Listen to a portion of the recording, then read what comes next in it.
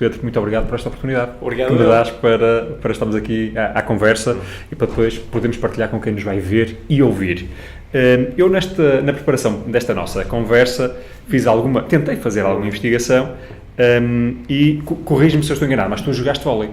Eu joguei vôlei durante muitos anos. Onde é que jogaste vôlei? Durante 16 anos. Joguei no Leixões, joguei na Académica São Mamede, joguei no BDUP. Portanto, partilhaste aí vários palcos com várias pessoas, não é?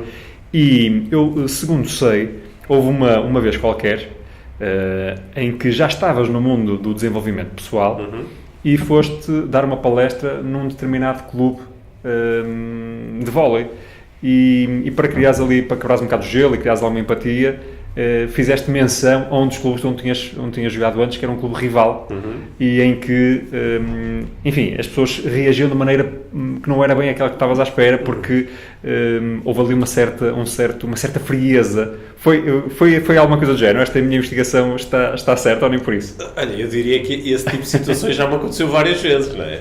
Quando nós estamos a trabalhar com um público, é normal, enquanto palestrante, enquanto formador, fazer algumas referências que são desenhadas para criar ligação, às vezes podem criar o impacto contrário. Pronto, isso já me aconteceu várias vezes. Como é que tu reagiste? Normalmente, não é? Como é que se deve fazer uma coisa dessas? Porque isso, enfim, de facto, pode acontecer a qualquer um de nós. Isso acontece a qualquer um de nós. Pode ser numa situação dessas, pode ser numa situação de vendas, pode ser numa situação de negociação, não é? Nós dizemos alguma coisa que está desenhada para criar um impacto positivo e depois observamos que aquele não é o impacto que nós desejávamos. Portanto, o que nós fazemos com isso, descontraímos, rimos um bocadinho e continuamos. E não colocamos aí o foco. Tiras o foco daí? Colocamos o foco noutra coisa. Não ficas... como é que tu tiras o foco? Ou seja, como é que tu passas uma situação, eventualmente, mais ou menos desastrosa, porque o plano saiu de furado, vês alguém olhar para ti com cara muito estranha. Como é que tu consegues não te focar nisso? Um dos princípios basilares do coaching, da programação neurolinguística, é o princípio da flexibilidade. Não é? Tu tens um objetivo, fazes alguma coisa para o procurar atingir e se não consegues alcançá-lo daquela forma, vais testar outra forma. Não é? Isso, com a experiência, tu vais fazendo isso de forma cada vez mais natural. E, portanto, se dizes alguma coisa e reparas que aquilo não funcionou, depois há um conjunto... No caso específico de uma palestra ou de uma formação, há um conjunto de técnicas para sair daí e transformar isso numa coisa a teu favor.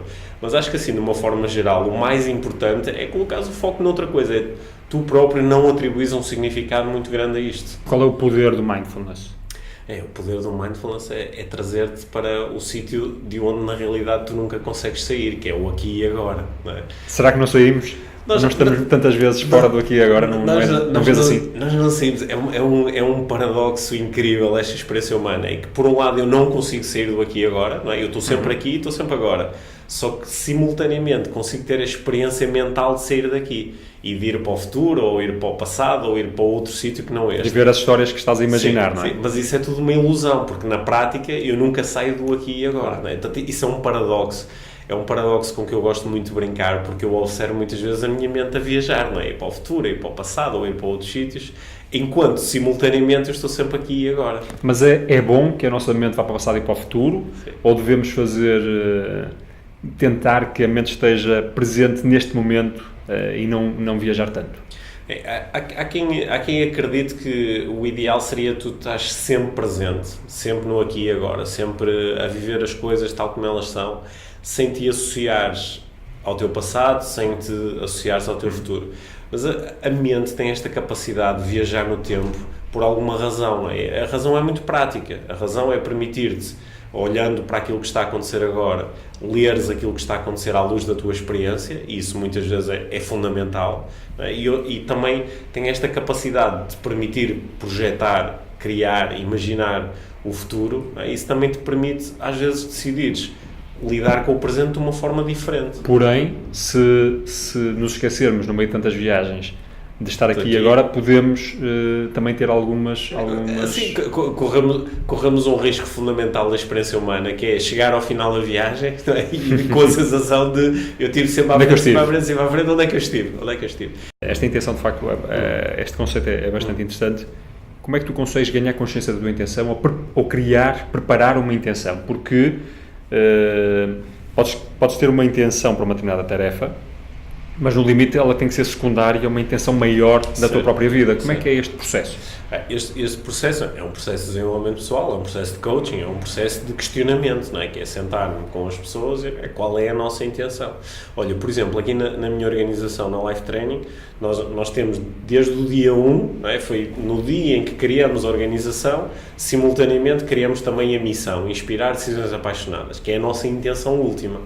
E apesar de nós termos esta intenção definida há 10 anos, ainda há 2 semanas estive outra vez sentado com a equipe e revisitamos outra vez. Esta intenção ainda faz sentido? É esta a nossa intenção maior? Ok, faz sentido.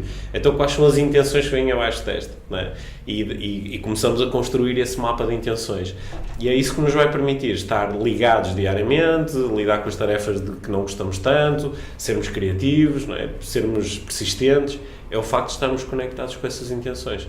Quando eu trabalho com organizações, principalmente quando elas começam a ficar muito grandes, é muito frequente tu entrevistares alguém e perguntares qual é a intenção. Já se perdeu, não é? Já se perdeu, não sei, não faço ideia. Estás a cumprir uma tarefa. Não sei, às vezes diz, vai ter que falar com o meu chefe, não é? E depois eu vou falar com o chefe e ele diz, vai ter que falar com o diretor. E depois o diretor diz, os acionistas ultimamente, nem sei bem, não é? E de repente tens uma organização, uma massa humana enorme a trabalhar a caminho de ninguém sabe muito bem onde. Está todos os dias na roda. Está todos os dias na roda. Até tinha uma ideia que não, eu tenho que vender mais ou eu tenho que produzir mais, mas qual é a intenção por trás disto? Às vezes as pessoas desligaram-se. Como é que alguém que é introvertido, sim, não é? Sim. Que se assume como introvertido, que tem um comportamento introvertido, acaba a dar naturalmente palestras para centenas de pessoas e, portanto, não pode ser propriamente muito introvertido, ou pelo menos adotou práticas bem diferentes. Sim. Como é que consegues deixar de ser introvertido?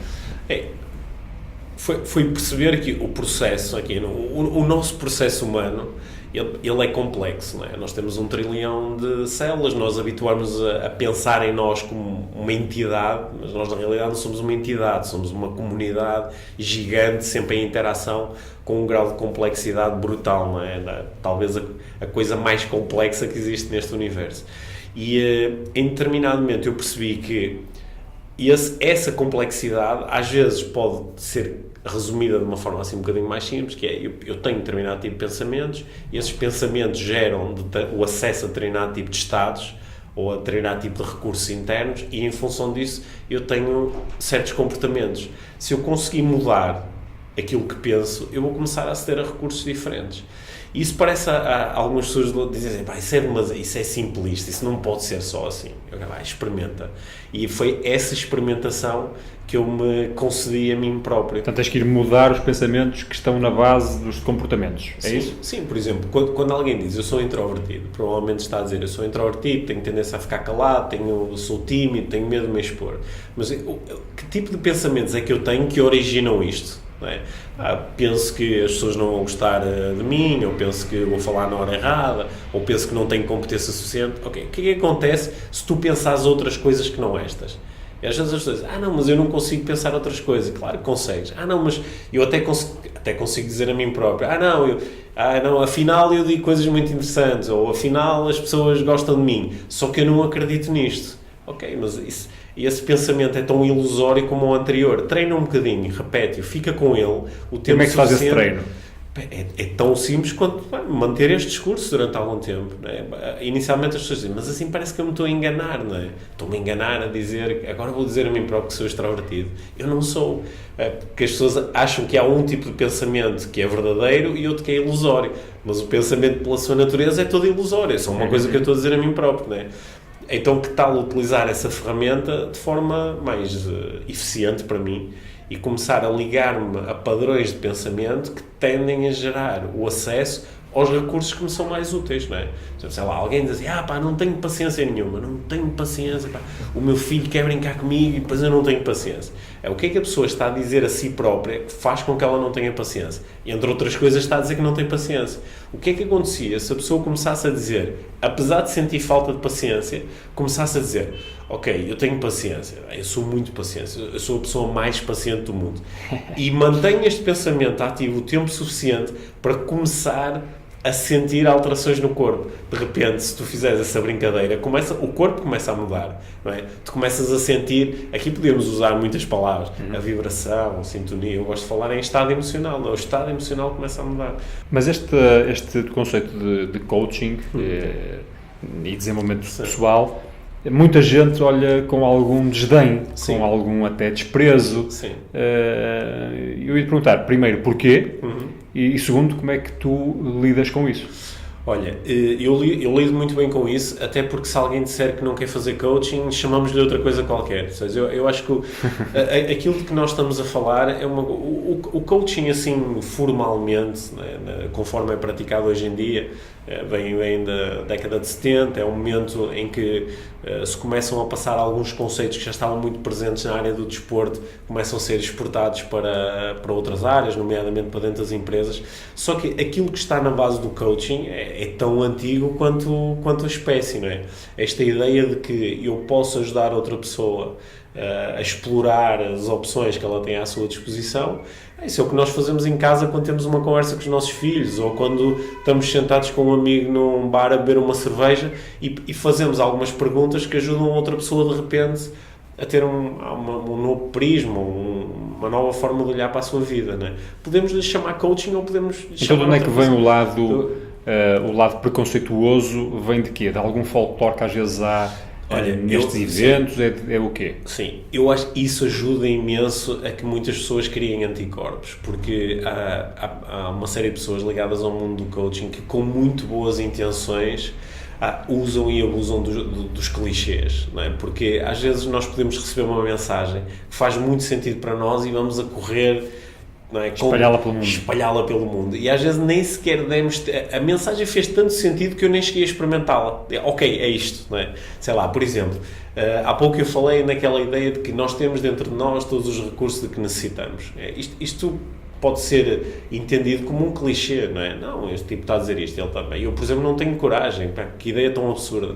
Mas este princípio, quando ele é corretamente apresentado, explicado, aprofundado, de repente as pessoas... O que acontece com muitos dos meus alunos, que às vezes chegam a curso de coaching, depois dizem, Pedro, eu andei anos a ouvir falar em coaching e a achar que isto era um bocado manhã da cobra.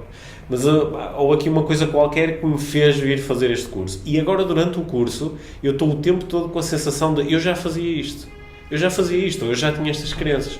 Só que agora isto está-me a ser entregue de uma forma mais organizada e ganha um novo sentido. Não é? Portanto, eu acho que às vezes esse folclore exagerado, o subir para cima do palco e entregar aqueles clichês todos de tudo é possível e basta acreditar, e às vezes faz com que algumas pessoas criem anticorpos que elas dizem, não, isso não faz sentido porque olha todas as coisas na minha vida que continuam a ser impossíveis. Olha todas as coisas que eu queria fazer e não consigo fazer. É um choque demasiado grande. Como é que tu, as pessoas, pronto, tinhas essa dimensão da tua companheira que te apoiou, não é?